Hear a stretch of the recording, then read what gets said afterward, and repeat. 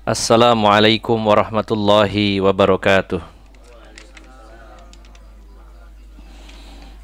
Innal hamdalillahi nahmaduhu wa nasta'inuhu wa nastaghfiruh wa na'udzu billahi min syururi anfusina wa min sayyiati a'malina.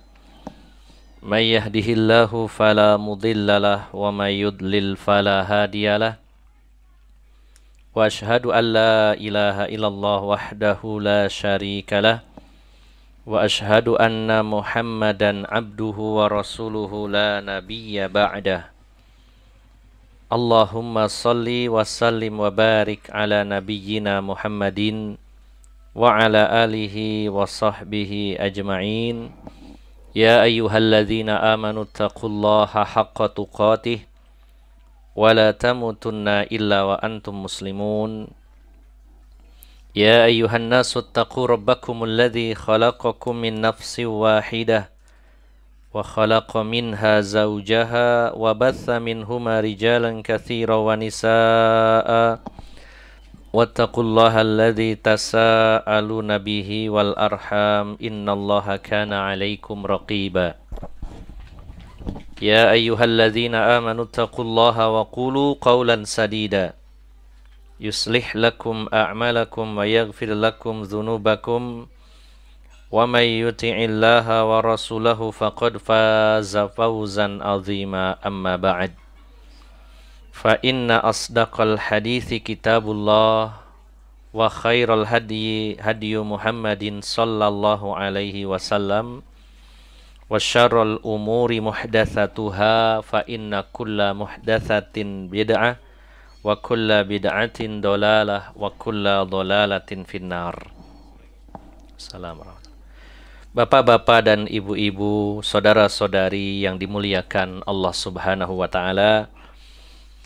Alhamdulillah, kita sangat bersyukur kepada Allah Subhanahu wa taala pada pagi hari ini yang sebenarnya menjelang siang berada di salah satu kampung yang cukup terpelosok ya untuk wilayah Mojokerto. Kurang lebihnya 20 km dari alun-alun Mojokerto ke arah barat daya, ya, lebih cenderung ke arah selatan. Soalnya saya habis cek dari Google Map itu ya, 20 kilo. Jadi para pemirsa yang ingin tahu di mana kajian ini berada, ya kurang lebih 20 kilo dari alun-alun Mojokerto, arah selatan, agak sedikit nyarong ke barat. Ya. Dan alhamdulillah yang hadir di sini cukup banyak dari berbagai belahan bumi Mojokerto, ya, ada dari Bangsal, dari Jombang, masuk luar Mojokerto ya. Alhamdulillah untuk meramaikan kajian pada pagi hari ini di salah satu kampung yang mudah-mudahan Allah Subhanahu wa taala akan hidupkan sunnah Nabi sallallahu alaihi wasallam. Semoga tauhid tegak di bumi Allah dimanapun kita berada.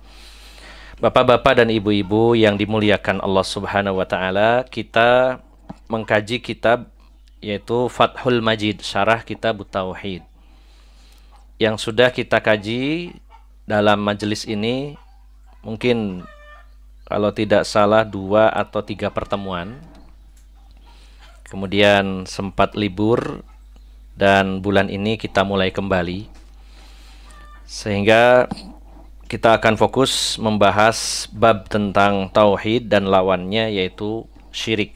Sebagaimana saya sampaikan di awal bahwa kitab ini memuat dan membahas lebih banyak tentang lawan tauhid yaitu syirik. Dan pada pagi hari ini kita selingan ya, kita seling dengan kajian kitab Fathul Majid tetap, namun kita lompat beberapa ratus halaman ya, sekedar untuk selingan supaya lebih up to date begitu ya. Yaitu kita bahas kitab Fathul Majid di halaman yang ke-248. Yaitu babu majaa fil kuhani wa nahwihim. Bab tentang perdukunan dan sejenisnya. Ya. Karena Bapak Ibu jamaah sekalian yang dimuliakan Allah Subhanahu wa taala, perseteruan antara GSJ ya, Gus siapa itu, Samsudin Jadab dengan pesulap merah yang sampai hari ini pun masih terus berlanjut. Yang kadang-kadang, nah ini kadang-kadang ketika kita tidak mengembalikannya kepada as-sunnah, kepada Al-Quran dan sunnah Nabi SAW, akhirnya banyak orang yang kebablasan. Jadi ada 3 poin sebenarnya yang akan kita bahas pada pagi hari ini secara singkat. Supaya tidak bertele-tele, saya fokuskan kepada 3 pembahasan. Yang pertama, bagaimana sikap kita dengan fenomena ketika ada seorang pesulap ini membongkar trik-trik perdukunan. Ya. Bapak Ibu jamaah sekalian, ini yang pertama. Bagaimana sikap kita dengan adanya bongkar-bongkar trik perdukunan yang ada di negeri ini khususnya oleh seorang pesulap. Kemudian yang kedua, bagaimana nanti pandangan menurut as-sunnah terkait kasus perdukunan dan sejenisnya. Dan kemudian nanti pembahasan yang ketiga, yaitu kita akan fokuskan betapa pentingnya dakwah tauhid, kembalinya kepada dakwah. Yang pertama, memang masih terjadi kontroversi. Sebagian dari kaum muslimin ada yang dengan sukacita mendukung, wah ini ada yang bantu dakwah kita dengan adanya pesulap merah ini. Yang lainnya lagi, wah masa dakwah lewat sulap dan lain-lainnya. Nah, bapak-bapak, ibu-ibu yang dimuliakan Allah Subhanahu wa taala, kita coba masuk di sisi pertengahan. Yang pertama, bahwa kita tidak mendukung acara sulapnya, ya, karena kita juga berusaha menghindar untuk tidak menontonnya. Namun sisi baiknya adalah adanya edukasi, setidaknya sedikit edukasi kepada masyarakat yang selama ini begitu gandrung dengan perdukunan. Jadi kita tidak melihat sisi sulapnya, nggak usah ditonton sulapnya, ya, karena bagaimana pendapat para ulama tentang hukum sulap itu sendiri. Ada sulap yang memang mengandung unsur sihir, ada yang hanya sekedar trik saja, namun dua-duanya sebenarnya tidak dibenarkan dalam Islam. Ya. Yang sihir jelas, dan yang trik ini adalah bentuk-bentuk kebohongan. Bukankah bercanda, ya, bercanda kalau isinya kebohongan kita juga nggak boleh. Jadi kita nggak nonton sulapnya, namun sikap kita adalah dengan adanya edukasi ini, setidaknya sebagian masyarakat kita, alhamdulillah, jadi terbuka. Karena memang membongkar sesuatu, kalau oleh ahlinya itu lebih detail. Nah, bagi saya pribadi sendiri, ya, selama ini yang saya pahami, yang saya kaji, bahwa kejadian luar biasa atau kejadian yang di luar adat itu kalau tidak karomah ya sihir. Kalau mukjizat itu diberikan oleh Allah kepada para nabi dan rasul. Tapi pada hari ini kalau tidak karomah ya sihir. Salah satu itu di antara keduanya. Maka ketika kita melihat ada kejadian yang aneh, yang di luar kebiasaan, di luar adat, maka kemungkinannya cuma 2, karomah atau sihir. Dan hanya orang-orang yang belajar agama secara mendalam akan bisa membedakannya. Dan ini kita tidak akan bahas dalam kesempatan ini tentang perbedaannya. Sering dibahas insya Allah. Namun orang yang berilmu bisa membedakan di antara keduanya. Nah, selama ini yang saya pahami pribadi, saya belum tahu panjenengan bagaimana, tapi saya pribadi memahaminya, kalau ada kejadian luar biasa, itu kemungkinannya adalah sihir atau karomah. Nah, dengan adanya kejadian ini, ibroh, kita hanya mengambil ibrohnya saja. Ibroh yang bisa kita ambil salah satunya adalah ternyata bukan hanya karomah atau sihir, tapi juga ada fenomena lain, yaitu orang yang pura-pura punya karomah atau punya sihir. Jadi bukan hanya pura-pura punya karomah. Kalau orang yang punya pura-pura punya karomah itu banyak. Atau mengemas sihir mereka dengan sebutan karomah. Ya, diistilahkanlah ini bukan sihir, ini white magic, ini ilmu putih. Didapatkan bukan dari maksiat, tapi dari ibadah, dari ritual dan sebagainya. Sehingga orang ada yang mengemas sihir dengan istilah karomah. Nah, tapi ternyata di sisi lain, ya sihir itu sendiri ternyata tidak benar-benar ada yang murni sihir, tapi juga ada yang hanya trik saja. Alias pura-pura sakti, pura-pura punya sihir. Ini mungkin sekedar info tambahan informasi khususnya bagi saya. Selama ini saya taunya kalau nggak karomah ya sihir. Atau sihir yang dibungkus seolah-olah karomah. Tapi ada fenomena lain, yaitu ada orang yang pura-pura sakti. Karena kita sudah sepakat, bagi yang sudah ngaji pasti sepakat bahwa kalau orang ini mendapatkan kesaktian dengan lelaku, dengan ritual, dengan memenuhi syarat-syarat dan sebagainya, maka itu jelas sihir, apapun alasannya.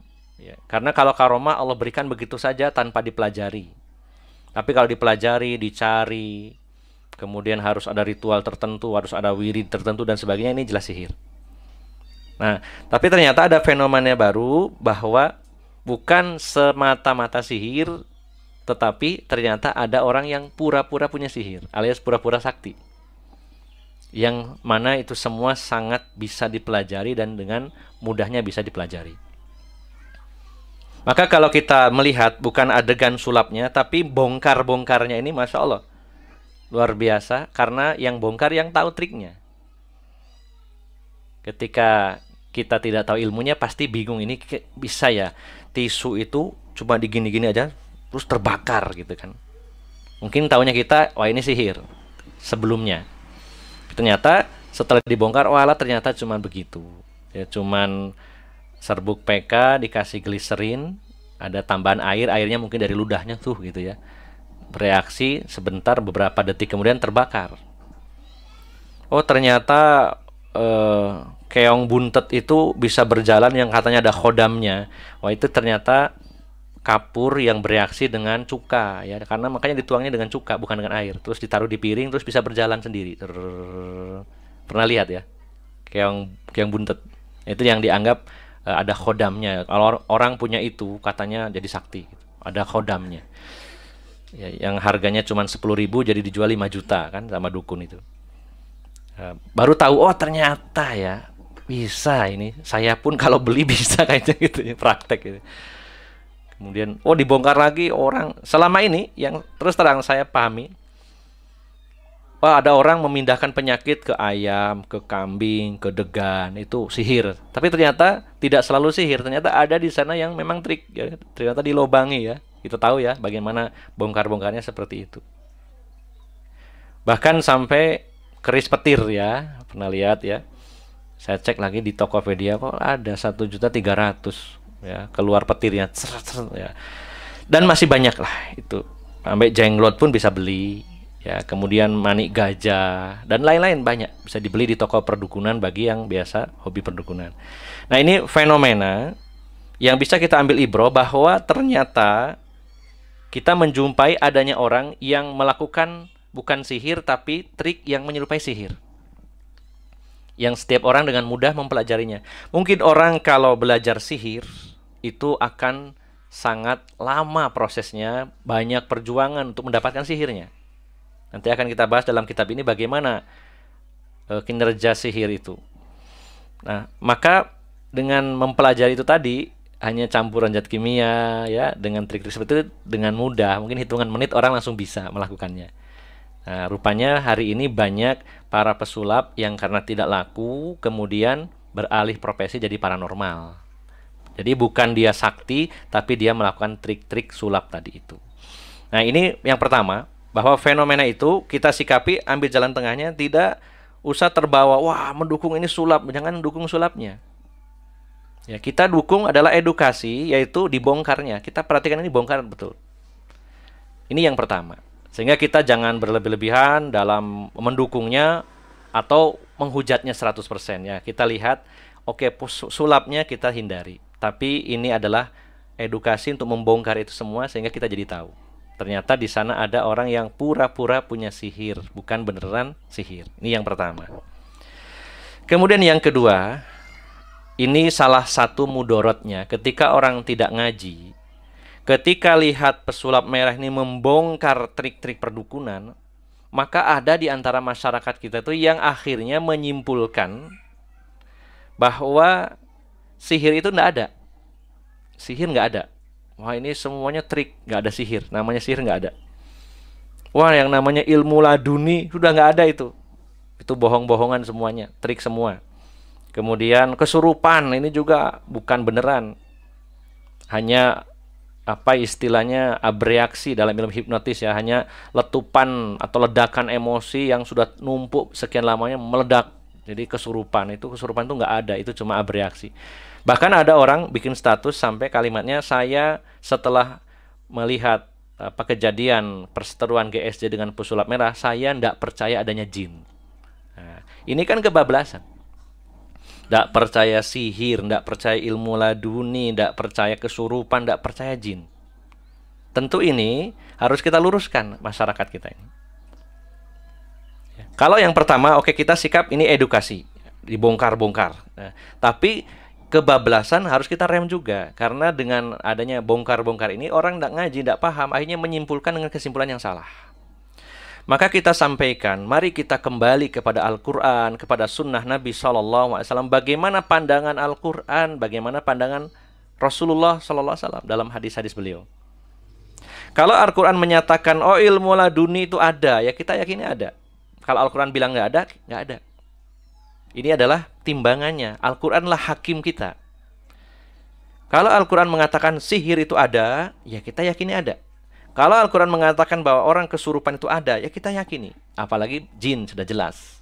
Nah, maka sebagai bekal ya kita tambahkan, mungkin antum sudah ngaji tentang bab perdukunan dan sihir secara detail, maka sekarang kita sama-sama membekali bagaimana menjelaskan kepada masyarakat kita. Mungkin ke istrinya, kalau punya istri ya. Sudah punya istri semua? Ada yang belum? Ya, kalau belum punya istri, ya, belum dua. ada istrinya di dalam. Wah.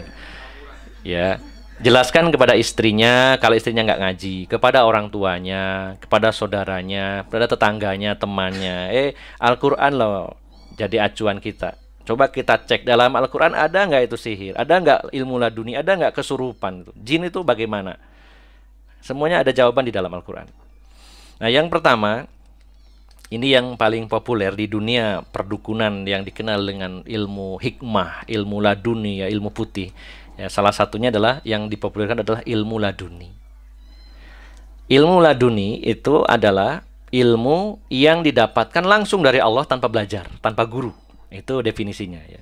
Karena kata ladun artinya dari sisi Allah maksudnya. Sehingga ada orang mengklaim dirinya bahwa saya ini tidak usah belajar bertahun-tahun, nggak usah buka kitab, nggak usah baca, nggak usah mendengarkan ceramah, nggak usah berguru, tahu-tahu Allah ngasih ilmu kepada saya. Itu namanya diistilahkan ilmu laduni. Nah, bagaimana menurut pandangan Al-Quran?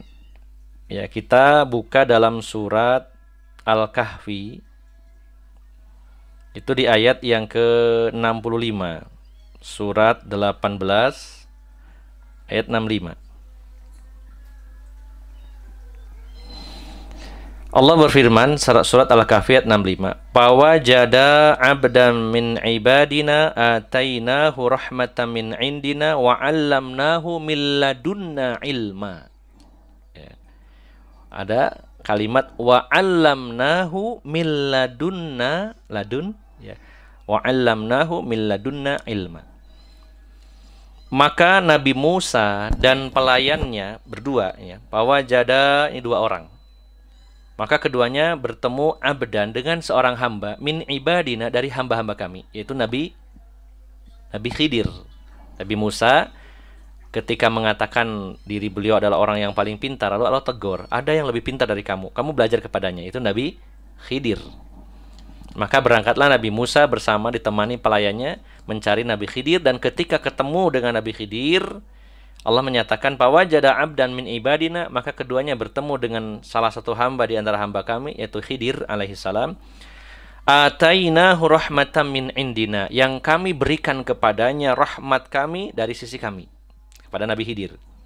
Wa 'allamnahu min ladunna ilma, dan kami memberikan atau mengajarkan kepadanya min ladunna, dari sisi kami, ilmu.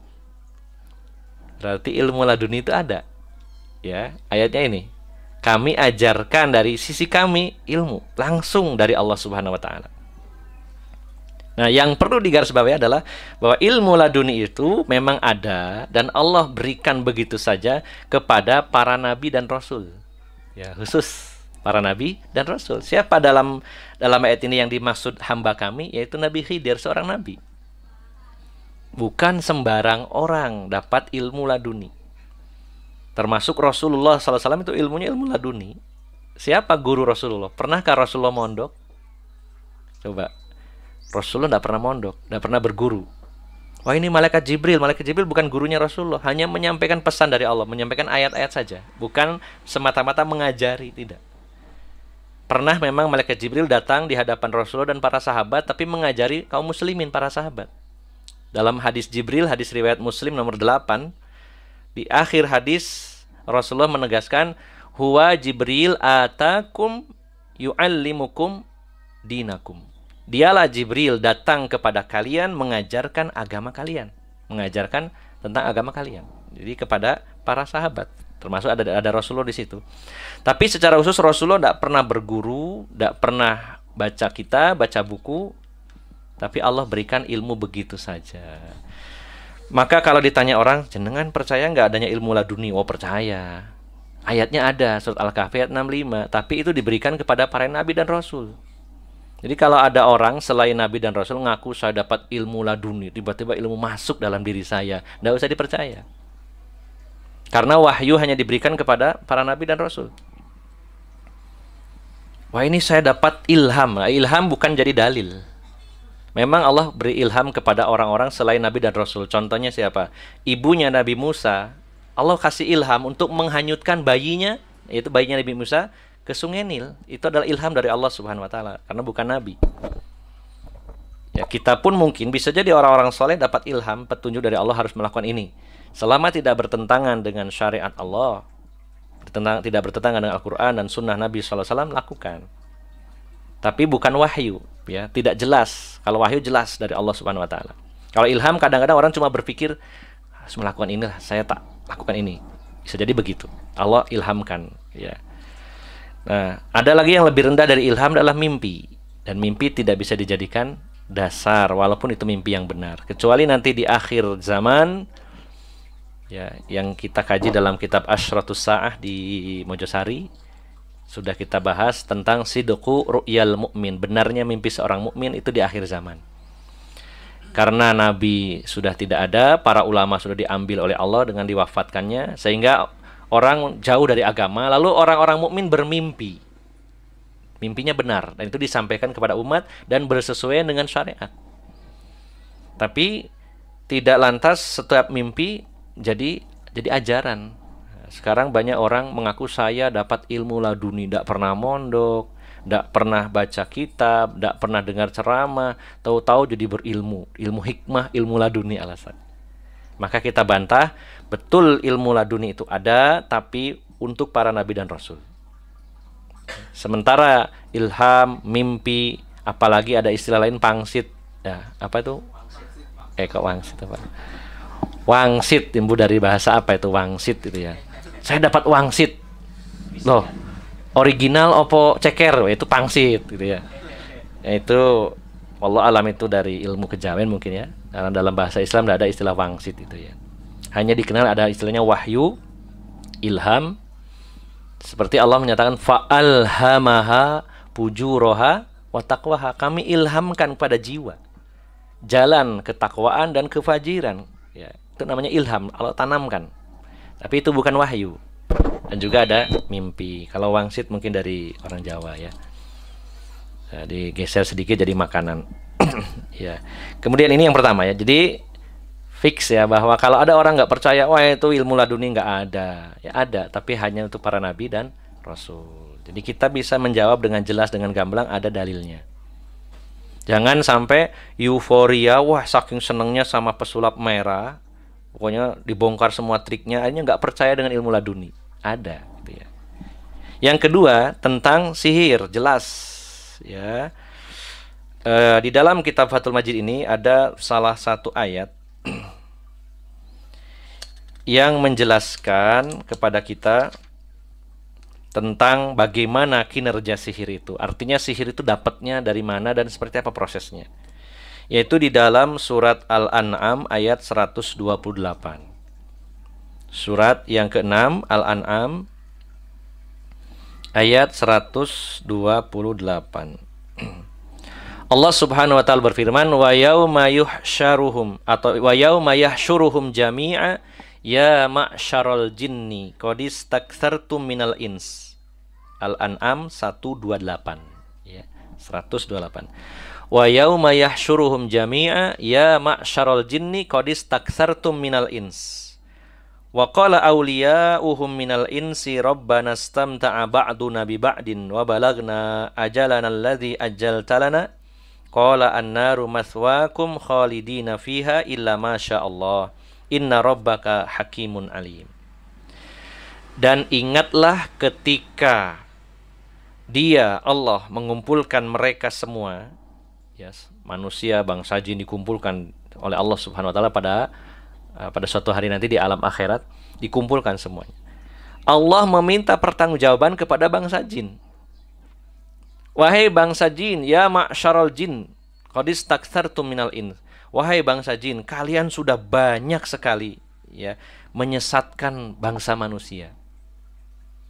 Jadi dalam hal ini Allah sebutkan subjeknya, pelakunya adalah jin. Objeknya adalah manusia. Ada enggak manusia menyesatkan jin? Wah, sakti bener sampean ya. Gimana caranya ya menyesatkan jin ya? Ya mungkin mengajarkan tentang kesesatan, terus di situ ada jin pas belajar mungkin disesatkan, tapi kita nggak bisa tahu pasti. Orang mengajarkan kesesatan, di situ yang hadir manusia juga bangsa jin, nggak tahu ya. Itu kan nggak bisa diukur. Maka sebagai subjeknya adalah jin yang melihat manusia. Allah tidak menanyakan, manusia, kenapa kamu sesatkan sebagian bangsa jin? Oh, saya aja lihat aja enggak ya Allah, bagaimana menyesatkan mereka? Ya. Maka yang ditanya adalah jin. Dalam hal ini yang didakwa pertama oleh Allah adalah jin. Jin, bangsa jin, kenapa engkau dulu banyak menyesatkan bangsa manusia? Nah, ternyata yang jawab itu malah korbannya, yaitu manusia. Di sini dalam ayat ini. Ini di halaman 248 juga dibahas dalam kitab Fathul Majid. Yang menjawab waqala awliya'uhum minal ins, dan berkata atau menjawab teman-teman mereka dari kalangan manusia, Rabbana stamta'a ba'duna bi ba'din wa balagna ajalana alladzi ajjalta lana. Ya. Wahai Tuhan kami telah saling mendapatkan kenikmatan, kesenangan. Ya. Dan sekarang waktu yang telah Engkau tentukan buat kami telah datang. Ya Allah, kata bangsa manusia, dulu kami melakukan kesepakatan dengan bangsa jin, di mana kesepakatan itu saling menguntungkan antara kami manusia dengan jin. Jinnya beruntung, kami beruntung. Ya, ini namanya simbiosis mutualisme dalam ilmu biologi ya. Saling menguntungkan. Ya, seperti kerjasama antum dengan istri ya, itu saling menguntungkan kan. Ya, bersinergi kan ya, saling menguntungkan. Yang untung siapa? Dua-duanya ya. Bukan hanya laki-laki, bukan hanya perempuan. Itu namanya mutualisme. Nah, ternyata ini berkaitan juga dengan ayat-ayat yang lainnya, bahwa memang ada di antara laki-laki bangsa manusia ya, wa annahu kana rijalun minal insi ya'uzuna birijali minal jinni fazaduhum rohaqo ya. Ada di antara laki-laki manusia yang minta bantuan, minta perlindungan, minta tolong kepada laki-laki bangsa jin, maka tidaklah menambah kecuali kedurhakaan dosa mereka ya, jadi ada. Jadi bapak-bapak dan ibu-ibu yang dimuliakan Allah Subhanahu wa taala, sihir itu ada ya. Bagaimana proses orang itu dapat sihir? Ya, bagaimana caranya mereka bisa berinteraksi dengan bangsa jin, kemudian saling membuat kesepakatan. Jadi apakah jin kalau begitu bisa diundang? Ya bisa. Bagaimana cara ngundangnya? Apa lewat WA? Ya. Ya, biasanya melalui perantaraan dukun-dukun, atau mungkin orang yang belum punya kesaktian tapi dia melakukan lelaku, perbuatan-perbuatan yang bisa berinteraksi dengan bangsa jin. Ya. Lalu terjadilah kesepakatan. Nah, kesepakatan ini atau istilahnya MOU ini saling menguntungkan. Apa keuntungan bagi bangsa jin? Bangsa jin mendapat keuntungan, yaitu bangsa manusia tunduk kepadanya, nurut. Nah, itu menyenangkan bangsa jin. Bahkan ada yang menyembahnya. Ini tingkat levelnya lebih parah adalah mengabdi kepada syaitan dari kalangan jin. Setidaknya orang ini menuruti kemauan syaitan dari kalangan jin ini. Karena orang akan mendapatkan fasilitas dari bangsa jin itu tidak gratis. Jinnya akan minta sesuatu, syarat-syarat yang dipenuhi. Kalau tidak kekufuran, kesyirikan, bisa juga maksiat atau bid'ah. Apa saja yang bisa menjerumuskan manusia ke neraka, dia akan minta itu. Tidak ada yang gratis. Ya. Ada seorang ustadz, ini saya pernah belajar ke orangnya karena dulu namanya juga ngaji ke sana ke sini ya. Berpendapat bahwa boleh kita minta bantuan jin, kan itu juga makhluk Allah. Dulu Nabi Sulaiman aja minta bantuan bangsa jin, pasukannya dari jin, kan berarti boleh. Mau Nabi aja boleh kok, gitu ya. Dan saya waktu itu wah enaknya ya punya teman dari jin ya. Kayak akhirnya masyarakat kita dicekoi dengan film kayak Jin dan Jun gitu ya. Wah enak ya dua konco jin sembarang kali dituruti gitu ya. Atau apalagi kalau yang jini oh jini gitu ya. Wah jinnya kok seksi gitu ya. Sehingga orang berimajinasi alangkah enaknya ya punya teman jin. Bahkan ada yang berpikiran saya pengen nambah istri tapi takut ketahuan nanti istri keduanya jin saja gitu. Ada yang seperti itu. Biar apa? Biar nggak ketahuan ya. Terus gimana caranya nikahnya dan lain-lainnya itu ada memang terjadi, bisa terjadi. Ya, dan itu diharamkan di dalam Islam. Maka kalau ada orang berpendapat enggak apa-apa minta bantuan kepada jin, kan jin itu juga makhluk Allah. Kita aja minta tolong Mas Arif, tolong dielaskan. Nah, kita minta tolong katanya gitu alasannya. Jawabannya bagaimana? Ya Allah sudah menegaskan tadi. Kana rijalu minal insi ya'uzuna birijali minal jinni fazaduhum rohaqo. Ada sekelompok laki-laki dari manusia meminta bantuan kepada sekelompok bangsa jin, maka tidaklah menambah kepada manusia tadi kecuali kedurhakaan dosanya kepada Allah Subhanahu wa taala. Allah sudah tegas, jangan sekali-sekali minta bantuan jin, sudah. Minta saja bantuan kepada yang kelihatan manusia, karena namanya nggak kelihatan susah. Wah ini Ustaz jinnya jin Islam loh, sampean pernah lihat tadi ya itu bagaimana Islamnya? Coba memastikan dia Islam atau enggaknya gimana caranya? Jinnya ngomong, wah saya Islam, ya gampang ngomong gitu ya. Walaupun jinnya nggak sholat, ya nggak kelihatan. Mau sholat nggak sholat, kita nggak bisa lihat dia bagaimana. Ya, namanya juga nggak kelihatan. Bisa memastikan Islam atau enggaknya bagaimana? Jadi sangat sulit kita kalau minta bantuan bangsa jin dengan alasan sesama makhluk Allah saling tolong menolong. Karena Allah sudah tegaskan akan menambah kedurhakaan, menambah dosa. Sebaiknya tinggalkan saja kalau begitu. Termasuk juga ada yang wah bisa menikahi jin. Bukankah Allah sudah menegaskan wa min ayatihi an khalaqalakum min anfusikum azwaja. Dan di antara tanda-tanda kebesaran Allah adalah Allah jadikan pasangan-pasangan dari anfusikum, dari golongan kamu, dari golongan manusia. Sehingga tidak boleh dari golongan jin yang bukan manusia, enggak usah. Enggak usah berpikir yang aneh-aneh. Akhwat yang manusia banyak antri nyari jin gitu ya. Panjenenganku ya apa? Ya kasihan lah yang kalangan manusia juga banyak, nggak usah nyari bangsa jin. Nah jadi ketika Allah mengumpulkan manusia dan jin, ternyata ditanya oleh Allah, hei jin kalian telah menyesatkan banyak manusia. Maka manusia yang menjawab dulu itu kami melakukan kesepakatan saling menguntungkan. Bangsa jin diuntungkan karena manusia taat kepadanya. Disuruh apa saja nurut, mau dikasih sesuatu. Wahai manusia, kalau kamu pingin saya bantu, apa keinginanmu terpenuhi, kamu harus, misalkan nih, kamu harus menyembelih sesuatu, dipersembahkan untuk siapa, yang bau rekso atau siapa. Kadang-kadang diembel-embeli, sampean harus nyembelih ayam cemani, sing serba ireng, ya, bulunya ireng, matanya ireng, kulitnya ireng, ceker ireng, bahkan ada yang bilang darahnya ireng. Nggak tahu endoknya ireng apa enggak ya. Serba ireng lah gitu. Itu dikhususkan dan akhirnya jadi dimahalkan harganya. Ya, dimahalkan. Maka banyaklah syarat-syarat yang diminta. Bahkan mungkin pernah saya sampaikan sampai ada seorang dukun supaya sakti, dia menulis ayat-ayat Al-Qur'an dengan darahnya haid wanita. Ini pelecehan terhadap Al-Qur'an. Dan juga ada juga yang membuat atau membuat WC itu dari Al-Qur'an. Diinjek, kalau buang air besar, buang air kecil tuh nginjek Al-Qur'an kiri kanan.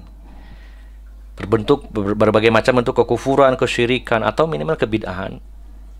Ya, harus zikir ini, wirid ini, baca ini sekian banyaknya di malam hari dan bla bla banyak gitu.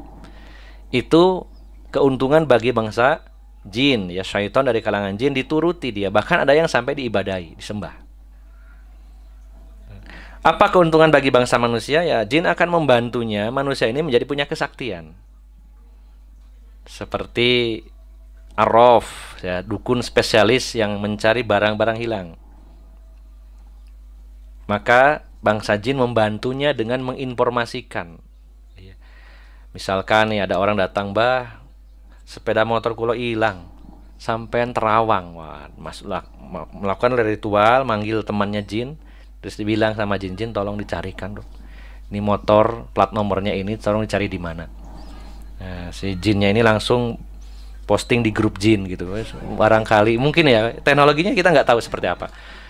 Diposting motor hilang dengan plat nomor L sekian sekian sekian. Tolong yang kebetulan melintas dan melihatnya informasikan di grup ini. Bisa jadi seperti itu.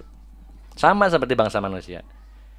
Ya mungkin kelebihannya bangsa jin punya beberapa jenis jin bisa mempunyai kesaktian, bisa terbang sebagaimana yang di zaman Nabi Sulaiman bisa menyelam ke dasar lautan sebagainya. Kalau jinnya pas tahu ya tahu disampaikan, "Oh ternyata sepedanya ada di Surabaya, ya, dijual ke orang ini." Nah kalau pas tahu, kalau nggak pas tahu ya dikira-kira. Ya. Kadang-kadang akhirnya dukunnya menyampaikan, "Oh ini udah di Surabaya, posisinya di sini, cari," ternyata benar. Karena apa? Informasinya dari jin. Atau kalau jinnya nggak tahu, dukunnya mesti cari cara supaya tetap orang itu melihat dirinya sakti. Wah, kayak aneh sampean terlambat iki. Coba nek pas ilang iku, ojo sampai sedino, iso ketemu Mas iki sampean serong dino gak ketok iki.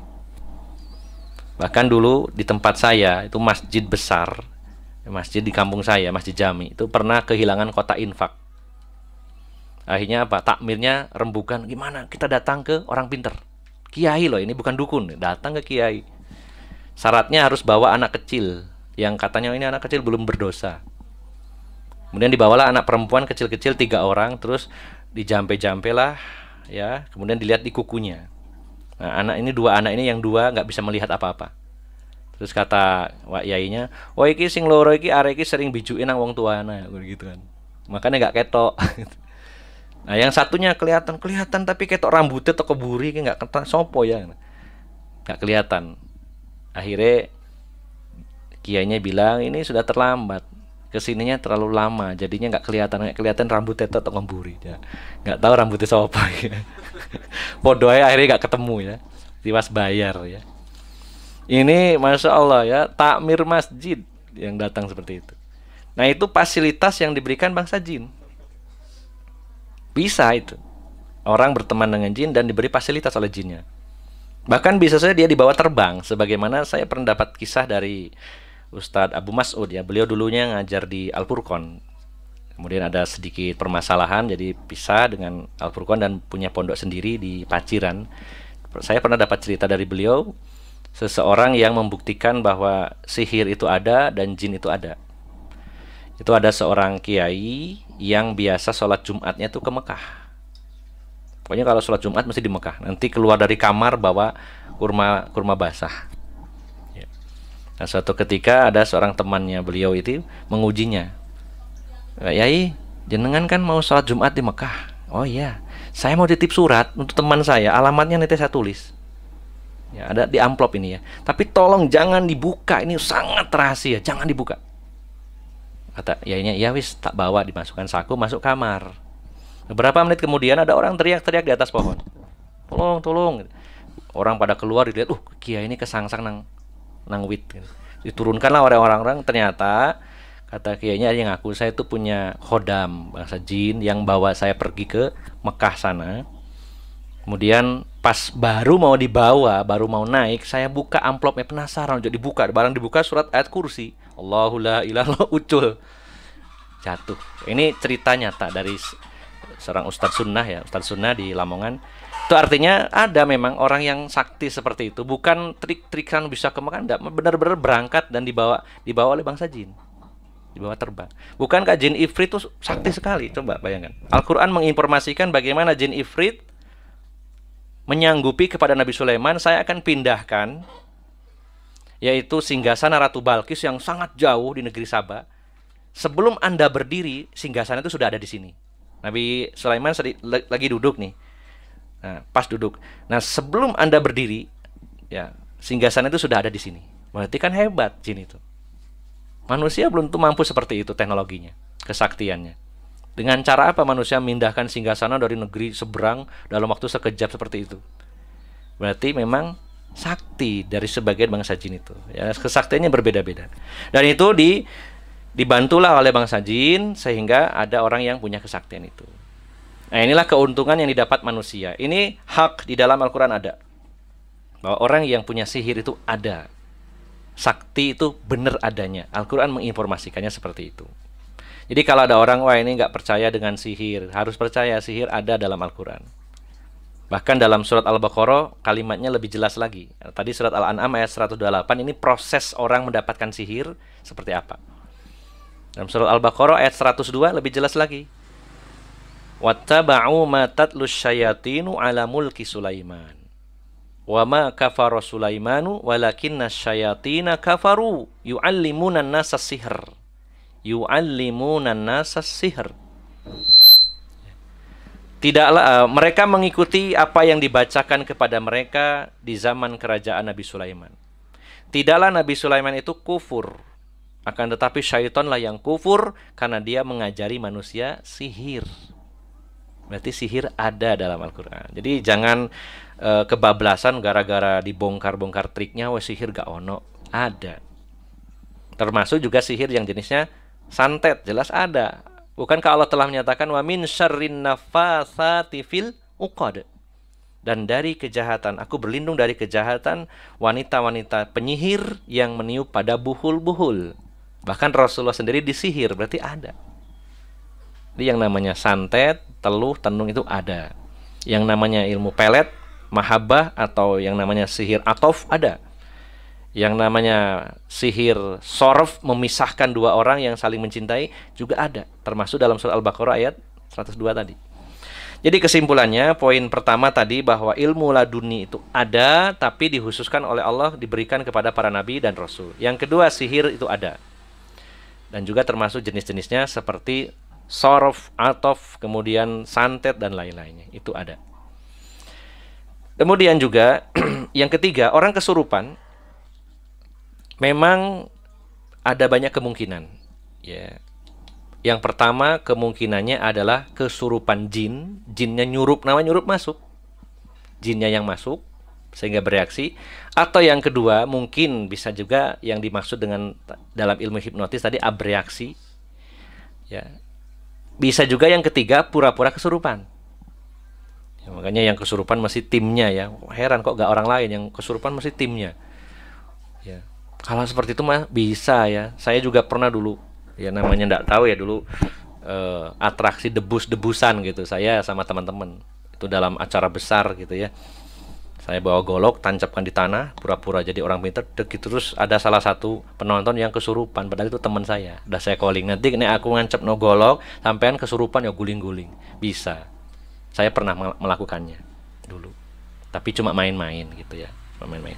Artinya bisa. Jadi ada orang kesurupan benar, ada yang namanya abreaksi tadi, letupan emosi yang sekian lama ditandon sehingga meledak dia marah-marah.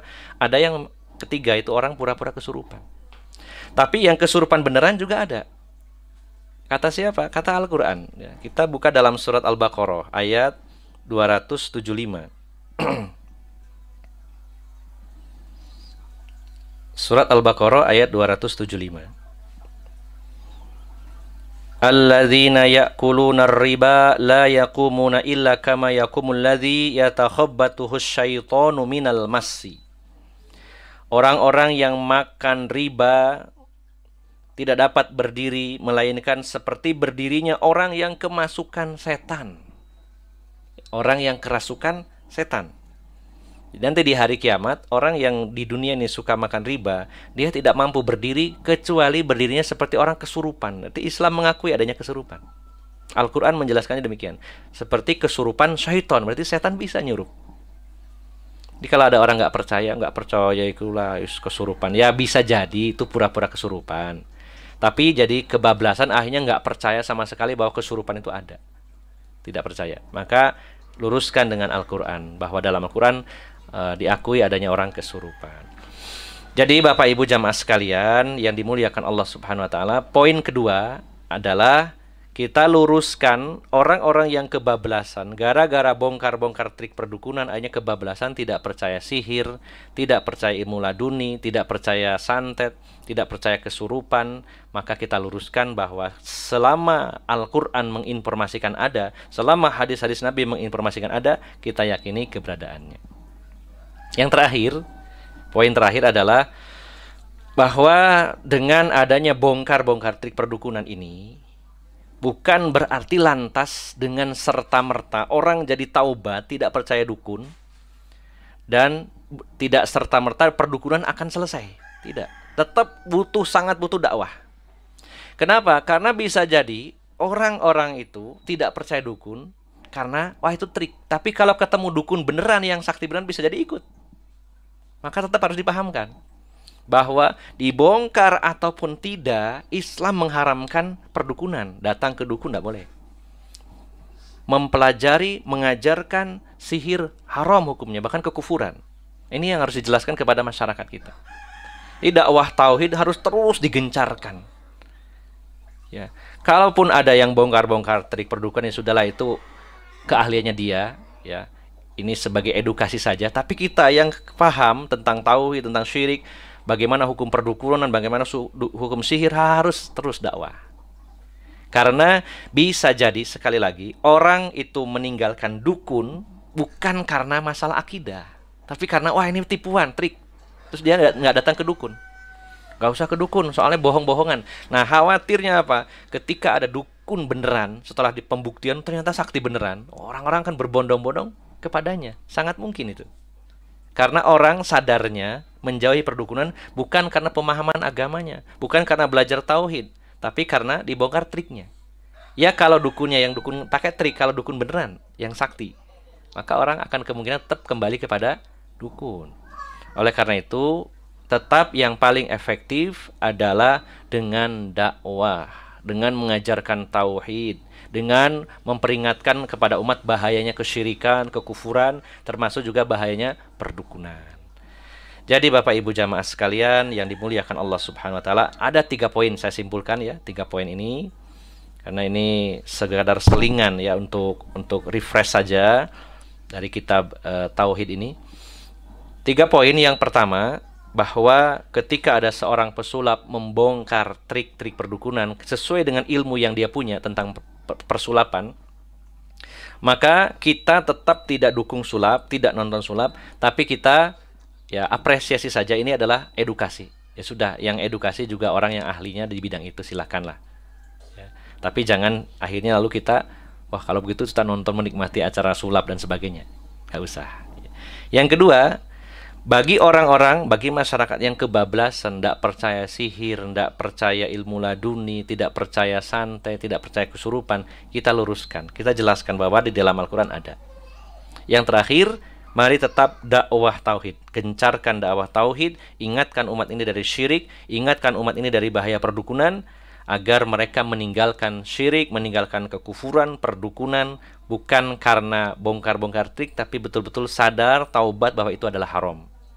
Kembalikan kepada Al-Quran dan Sunnah Nabi SAW, sehingga kalau orang itu paham bahwa kedukun itu tidak boleh, apalagi belajar, apalagi menjadi dukun, maka kalau orang paham akan selamanya dia insya Allah bertahan untuk tidak kembali kepada dukun maupun perdukunan.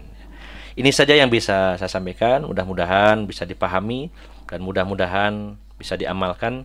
Dan mari kita tetap istiqomah di atas tauhid dan semaksimal mungkin berupaya menjauhi berbagai macam bentuk kesyirikan, kekufuran, kemunafikan, dan juga menjauhi segala jenis bentuk perdukunan dan semisalnya. Demikian, semoga bermanfaat dan mohon maaf atas segala kekurangan. Sebelum kita akhiri, barangkali ada yang perlu kita diskusikan. Ya, silakan Mas Arif. Sekarang banyak fenomena itu, Ustaz. Ada seorang atau Ustadz atau Kiai itu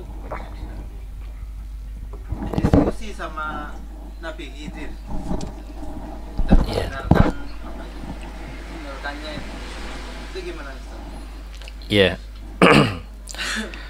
Ada sebagian orang yang percaya bahwa beberapa nabi itu masih hidup. Di antaranya Nabi Idris. Selain Nabi Khidir ada Nabi Idris, kemudian mereka meyakininya Nabi Khidir, kemudian yang satunya Nabi Isa alaihissalam. Satunya saya lupa Nabi siapa ya. Ada 4. Nah, ini dipopulerkan. Antum buka di YouTube, di situs-situs itu disebarkan bahwa ada 4 nabi yang masih hidup.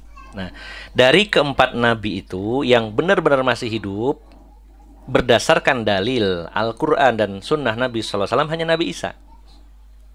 Hanya Nabi Isa. Mana dasarnya Nabi Khidir masih hidup? Ada nggak dalilnya? Kalau ada dalilnya, kita minta dalilnya. Apakah ada penjelasannya dari itu? Ya. Apakah itu hanya sekedar mitos-mitos saja karena tidak berdasarkan dengan hadis? Ya, tapi kalau Nabi Isa memang Allah yang mengangkatnya ke langit kedua dan nanti akan kembali turun ke bumi pada akhir zaman. Ketika Dajjal sudah muncul, berperang atau diperangi oleh Imam Mahdi dan tidak bisa dikalahkan Dajjal ini, barulah Nabi Isa turun. Diturunkan oleh Allah, diapit 2 malaikat, diturunkan di Masjid Jami Damaskus, yaitu masjid yang punya menara putih. Di antara 2 menara putih, Masjid Damaskus di akhir zaman. Maka apabila ada pertanyaan apakah Nabi Khidir masih hidup, yang kita yakini masih hidup adalah Nabi Isa alaihissalam. Adapun nabi-nabi yang lain tidak ada penjelasan dari Al-Quran maupun dalam hadis Nabi bahwa mereka sampai hari ini masih hidup. Maka kalau ada orang yang mengaku saya ketemu Nabi Khidir, kok tahu ya, dari mana? Apa ada KTP-nya atau bagaimana menjelaskan bahwa saya Khidir gitu? Dari mana orang itu kan tahu? Ya. Kalau orang ngaku itu sangat bisa, siapapun bisa ngaku. Atau jin sekalipun mengaku saya Nabi Khidir bisa. Karena tidak ada dalil yang kuat yang menjelaskan bahwa beliau masih hidup. Ya. Maka kesimpulannya adalah tidak ada satupun ayat maupun hadis yang menjelaskan tentang itu. Adapun yang masih hidup berdasarkan Al-Quran dan Sunnah Nabi SAW adalah Nabi Isa alaihissalam. Wallahu a'lam bishawab. Ada lagi? Silakan. Ya. Menghindari dari gangguan jin itu gimana? Iya. Soalnya pernah ada kejadian seperti kemasukan jin gitu. Iya. Sudah pertanyaannya itu ya. Jadi bagaimana untuk menanggulangi diganggu jin? Sangat jelas bahwa musuh kita, syaiton, dari kalangan jin itu punya keunggulan, yaitu bisa melihat kita, sementara kita tidak bisa melihat mereka. Kok misalkan bisa melihat, kita tarung misalkan ya, tak lawan mbak Wing Chun, mbak apa gitu kan, kan nggak kelihatan masalahnya. Tak tembak atau gimana kan nggak kelihatan. Maka untuk melawan makhluk Allah yang tidak kelihatan, maka minta tolong kepada sang penciptanya, kepada Allah Subhanahu wa Ta'ala. Makanya Allah menyatakan wa imma yanzaghannaka minasyaitoni nazgun fasta'iz billah innahu huwas samiul alim. Dan apabila kamu diganggu oleh gangguan syaiton, fasta'iz billah, mintalah perlindungan kepada Allah Subhanahu wa Ta'ala. Sesungguhnya Allah Maha mendengar lagi Maha mengetahui. Yang kita hadapi adalah makhluk Allah yang melihat kita dan kita tidak bisa melihatnya. Maka solusinya adalah supaya kita tidak diganggu, mintalah perlindungan kepada penciptanya jin, yaitu Allah Subhanahu wa Ta'ala. Makanya syaiton dari kalangan jin ini ada 2 model. Yang pertama mengganggu secara langsung, artinya mengganggu fisik kita, mengganggu pikiran kita, mengganggu hati kita. Tapi ada lagi yang satunya hanya menggoda, menjebak kita supaya masuk neraka. Nah, gangguan-gangguan seperti mungkin yang membuat kita sakit, ya, yang membuat manusia sakit, gila, atau apapun itu jenisnya, itu sudah Allah jelaskan dalam surat Al-Falaq. Dan ini sebenarnya lebih ringan gangguan itu daripada gangguan syaitan yang menyusup kepada hati manusia, menggoda manusia. Dalam surat Al-Falaq, kita menyebut nama Allah cuma 1 kali. Qul a'udzu birabbil falaq. Katakan wahai Muhammad, aku berlindung kepada Tuhan yang menguasai waktu subuh. Siapa? Allah Subhanahu wa taala. Tuhan penguasa waktu subuh, cuma satu kali. Apa permintaannya, perlindungannya? Min syarri ma khalaq, dari kejahatan, dari keburukan makhluknya. Baik makhluk halus ataupun makhluk yang mungkin dari binatang buas, dari binatang berbisa, semuanya makhluk, dari kejahatan makhluk. Jadi ayat ini menjelaskan kepada kita minta perlindungan kepada Allah dari kejahatan makhluk. Makhluk ini luas maknanya. Apakah bangsa jin, apakah binatang buas, binatang berbisa, dan bahaya-bahaya lainnya. Sebagaimana juga kalimat doa yang diajarkan Rasulullah, a'udzubika limatillahi tammati min syarri ma khalaq. Aku berlindung kepada Allah, atau aku berlindung dengan kalimat-kalimat Allah yang sempurna dari kejahatan makhluknya. Makhluk di sini luas, bisa jin, bisa binatang atau yang lainnya, atau dari kalangan manusia yang jahat. Maka minta perlindungan kepada Allah dalam surat Al-Falaq, menyebut nama Allahnya satu kali. Minta perlindungan dari kejahatan makhluknya, kemudian dari keburukan malam ketika telah gelap gulita, kemudian dari berlindung dari kejahatan wanita-wanita penyihir, dan juga dari orang-orang yang hasad. Disebutkan cuma satu kali. Sementara surat An-Nas kita menyebut nama Allah 3 kali. Qul a'udzu birabbin nas, malikin nas, ilahin nas. Katakanlah Muhammad, aku berlindung kepada Tuhan manusia, sesembahan manusia, raja manusia. 3 kali, itu Allah. Kenapa disebut 3 kali? Karena yang kita hadapi yang kedua ini lebih berat. Itu min syarrin min syarri waswasil khannas, dari bisikan khannas, alladzi yuwaswisu fi sudurin nas. Maka yang jenis khannas ini yaitu syaitan yang menyelinap ke dalam hati manusia, lalu membisikkan waswas, membisikkan syubhat, membisikkan syahwat, menyesatkan manusia. Ini jauh lebih bahaya. Jadi kalau ada orang misalkan diganggu jin, dia itu disihir ya, kena santet lah, atau kena penyakit pelet atau apapun jenisnya, itu jauh lebih ringan daripada orang itu digoda hatinya lalu dia menyimpang, tersesat. Orang disantet terus meninggal misalkan, bisa jadi dia ahlu tauhid ya, bisa jadi dia adalah orang yang beriman. Tapi orang yang meninggal dan berhasil digoda oleh khannas, diselewengkan hatinya, bisa jadi meninggal dalam kekufuran. Lebih bahaya. Maka jangan khawatir kalau ada gangguan dari jin yang berupa tadi ya, seperti dibuat sakit, dibuat gila, ini jauh lebih ringan daripada hati kita yang dijebak oleh syaitan sehingga kita tersesat. Tapi bukan berarti lebih ringan lalu kita biarkan. Maka minta tolonglah kepada Allah Subhanahu wa taala, yaitu agar kita dilindungi dari semua itu. Dan Bapak Ibu jamaah sekalian, satu hal lagi, bahwa kalau kita ibaratkan jin pengganggu ini seperti anjing, maka zikir kita, baca ayat-ayat ruqyah ini seperti kita usir dia. Tapi kalau kita usir lalu kita siapkan tulang-tulang, makanan di situ, dia akan datang lagi. Diusir lagi, tapi disiapkan makanan, ya datang lagi. Apa makanannya? Maksiat. Ya. Kita baca zikir pagi petang, baca ayat-ayat ruqyah, baca doa-doa ruqyah, jinnya diusir oleh bacaan, dengan sebab bacaan itu ya, dengan sebab bacaan itu. Tapi kita ahli maksiat. Nah, seperti anjing tadi yang disiapin makanan, datang lagi, masuknya lewat maksiat. Makanya jawabannya, kesimpulannya adalah, kalau kita ingin dilindungi oleh Allah Subhanahu wa taala dari gangguan syaitan dari kalangan jin, maka yang pertama kita minta perlindungan kepada Allah dengan ayat-ayat ruqyah, dengan doa-doa yang diajarkan Rasulullah sallallahu alaihi wasallam, dan itu sifatnya mengusir. Yang kedua, jangan undang lagi mereka dengan maksiat kita. Harus menjadi orang yang taat kepada Allah Subhanahu wa taala. Demikian, jadi 2 hal ya, minta perlindungan dan kita hindari perbuatan dosa. Insya Allah jin akan sulit untuk mengganggu kita ya, dalam arti jin mengganggu secara sihir tadi ya. Demikian, Allahu a'lam bishawab. Iya, silakan. Di antara kita ada pemimpin gitu ya, Ustaz. Iya. Tapi pemimpin itu zalim. Bisa jadi pemimpin itu juga seorang. Iya. Ini kita harus ngapain gitu, Ustaz? Iya. Itu karena akibat dosa kita atau gimana? Ya, pemimpin itu dari rakyat, ya. Maka kondisi seorang pemimpin menggambarkan kondisi rakyatnya. Kalau rakyatnya itu suka dangdutan, mayoritas, ya pemimpinnya dangdutan. Ya. Jadi jangan kok ini 17-an kok dangdutan. Ya, karena rakyatnya mayoritas suka dangdutan. Ya, itu gambaran. Jadi Allah Subhanahu wa taala memilih seorang pemimpin dari satu kaum itu adalah bagaimana kondisi kaum itu.